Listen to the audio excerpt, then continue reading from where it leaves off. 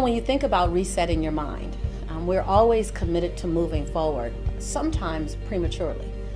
In order to reset your mind to think abundantly or to live abundantly, you first have to identify where you're currently thinking in scarcity, which we don't like to spend any time there because it's not fun.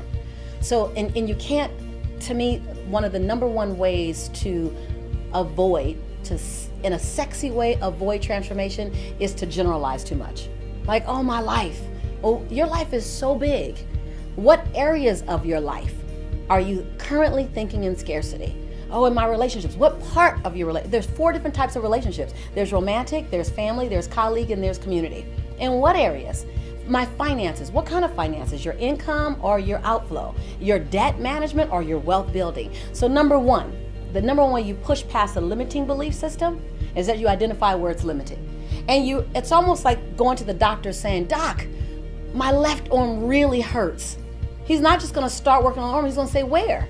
Well, the upper part. Well, where in the upper part? Well, over here between the elbow and the shoulder. Well, where between the, doctors will ask you so many detailed questions so that they can go exactly to where the pain point is and relieve the pain. Treat your mindset that way as well. So when you're reaching for a more abundant way of thinking, start by saying, what frame of thinking, what mindset, what part of my mindset, what belief system must I evict to create space? Let me give you another example. Your hand. Your hand can only hold on to so much, right? So if your hand is already full of limiting thoughts, I'm not good enough, I'll never have wealth, money is difficult to create, I'm always going to be overweight, people can't be trusted. If your hand is already full with limiting beliefs, how can you dare hold on to an abundant way of thinking? So first, let's dismantle this truth. Let's dismantle the truth that money is hard to make. So in the past, I made money hard to make. Money is abundant. There's enough for all of us. Money is simply a tool. Money is just dirty paper. It's a team member. Money is not the end all. Money gives you access to better memories. Okay, great. Let's work on that. And now let's work on I'll always be broke, or whatever the mindset is, right? And the reality is, no, if you want to have more money coming in, or you want to have more money in your bank account, then keep more than you spend. So how can we do that? So you have to be willing to be mildly to moderately to significantly inconvenienced possibly in order to keep more than you spend, possibly. Or you want to grow your top line and get more revenue. You want to create, you might lose a little sleep.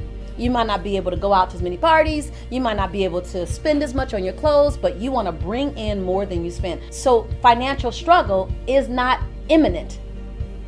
Now, I'm not saying it's not difficult at times. I've been there, but it's not imminent. It's not your destiny. So notice how I can go and I can dismantle each belief system, even if you don't believe this new truth yet, which I've given you plenty of exercises around adopting a new mindset. You can't visit a new mindset.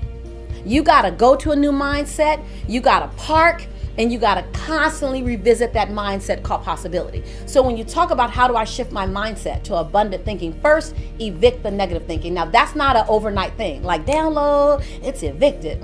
There's no sprinkle fairy dust in this journey. There's no magic potion. There's no magic wand. This is an ongoing, it's like a muscle. It's like your abs. It's like your triceps and your biceps. I've talked about that before. You got to build that muscle, but you first have to identify what muscle do I want to build. I want to build the belief system around financial abundance in my life. Go that laser. I want to build the belief system around love, a healthy love relationship for me. Okay, then go there. Energy grows where energy goes, right? So what do you need to know and learn? Whenever I want to take on a new belief system, first I spend time identifying my current limiting belief system in that area. It's ugly, it's uncomfortable, I unpack it. Then the second thing you do is identify the results that limiting belief system has brought into your life. Now that really isn't fun. It's funky. It feels like you're sludging through the mud. You start feeling like an idiot. You feel like a nut. You're like, who am I? I'm brilliant in this area. How could I still be thinking this? Because you're normal, you're human, and humans are full of imperfections. Oh, and we're managing our dysfunction. That's just who we are. There's no perfect human, right? So what has it created in your life? What does it cost you? Because I think when you become really clear of the cost, then you become really clear that you don't want to pay that cost again. I think we continue to go in the same circle and end up in the same place, different day, different year, different relationship, different bank account, because we haven't identified what has this behavior, what has this mindset cost me. But when you stop for a moment and go, here's my limiting belief system, and here's what it's cost me. Okay, I'm done with that. Now we can go to an abundant mindset. I think people try to run past those first two way too fast and hold on to an abundant mindset, and it doesn't last because they haven't become clear of the toxic limiting mindset and its cost. So they slingshot back to that place that they had started before and end up asking the question, how did I end up here again? Right? We've all said that. I've asked that question a little over 100 times, right? And so I think those are the first two steps. And then the third thing is to surround yourself in a tribe of people that inspire you to stand on your tippy toes by who they are being. And in order for you to stay in their proximity, you need to innately grow who you are in order for you. Now, they don't use it as a doorway or pathway or rites of passage, but in order for you to feel comfortable in their presence, you got to tippy toe naturally.